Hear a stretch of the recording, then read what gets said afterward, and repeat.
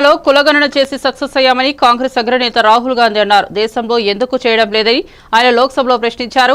తెలంగాణలో 90% మంది వెనుకబడిన వాళ్లే ఉన్నారని చెప్పారు. దేశంలో సగానికి పైగా బీసీలే ఉన్నారని తెలిపారు. కులగణనతోనే అన్ని వర్గాలు అభివృద్ధి చెందుతున్నాయన్నారు.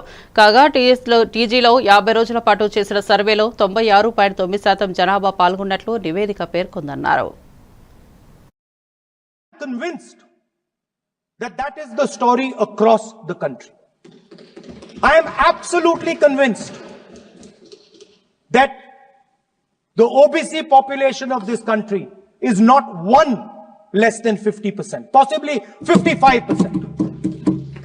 16% are Dalits, 9% are Adivasis, 15% are minorities. Last budget, there was a photograph. You remember the photograph? Of course. वो मक्खन बांटने वाली, हलवा बांटने वाली फोटो. मैं हैरान हो गया कि इस बार फोटो ही हटा दी.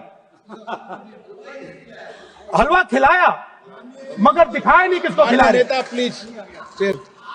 तो at the center of any new development paradigm for this country, which runs parallel with the production paradigm I spoke of, which works together with the production paradigm I spoke of, is the participation of lower castes, OBCs, Dalits, Adivasis in the wealth of this country.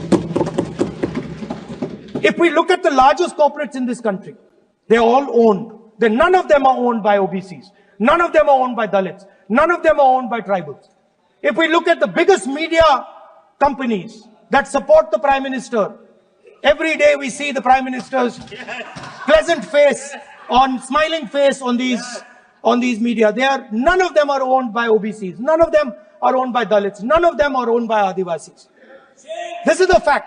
So central to any new development paradigm is the architecture of a new paradigm.